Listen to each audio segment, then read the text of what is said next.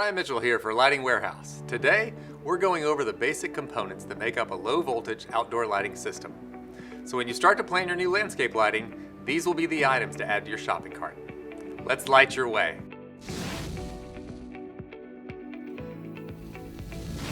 Before we dive in, I'll mention the difference between line voltage and low voltage lighting systems.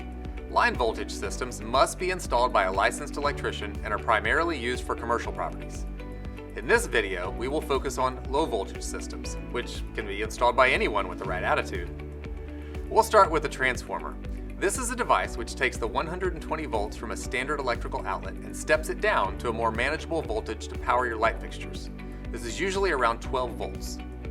The size of your transformer will be determined by the wattage needs of your lamps. The common way to figure this out is to add up the total watts expected to be used by your lamps, then add 20% to account for variances in the bulbs and fluctuations. You'll find the watts for the lamps in their specs. And once you have that total wattage plus 20%, you will need to choose a transformer that puts out at least that number. You may also think about possible future expansion of your landscape lighting and choose a transformer size with plenty of room to grow. This transformer we will use as an example is 150 watts. Many landscape lighting transformers can accommodate a timer or photocell. Some models come with these included or even integrated. Timers and photocells will basically control the on-off function of your fixtures at certain times in the day. Some transformers also act as controllers, allowing you to assign zones and program colors and themes. With those you can have some real fun. And it depends on what you want, what fits your budget. The fixtures and lamps you choose will also determine some of the options you have. Let's look into lamps and fixtures. The fixture is the housing that protects the lamp from the elements and helps shape the light beam. The lamp or bulb inside determines the light's brightness, color, and beam width.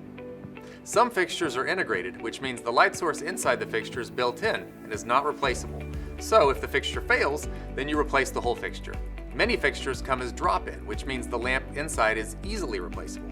And most of the time, you'll be using either one of these G4 lamps or MR16 lamps like this. There's a wide variety of fixtures to choose from when it comes to styles and finishes. Fixtures fall into different categories depending upon the intended use. Uplights, good for lighting trees, plants, architecture, and garden features. Downlights can highlight a structure or simulate moonlight on trees. Path or area lights provide illumination for safety and can also highlight some garden features. Wall lights, generally good for safety on steps or to light hardscapes. End-grade lights are used in the same way as many of the previously mentioned, but they're mounted flush with the ground. Underwater lights can be used in or around water features such as ponds and fountains. You may have use for all these types of fixtures, or you may only need a couple. It'll depend on what landscape features you like to highlight. Your landscape region and the harshness of your environment will also be factors to consider when choosing the fixture and its finish. Some areas in the country are rougher on the fixtures than others, so you'll want a finish that can stand up to those conditions. Another important part of your landscape lighting system is the wire. Direct burial cable is designed specifically for this purpose. It will stand up to the elements without being run through conduit. You will have to determine the size of the gauge you will need, which depends on the length of the wire run and the wattage of the lights to be connected. The average size wire for low voltage landscape wire is 12 gauge 2 conductor, but you'll need to do some math once you have totaled up all of your fixtures just to be sure.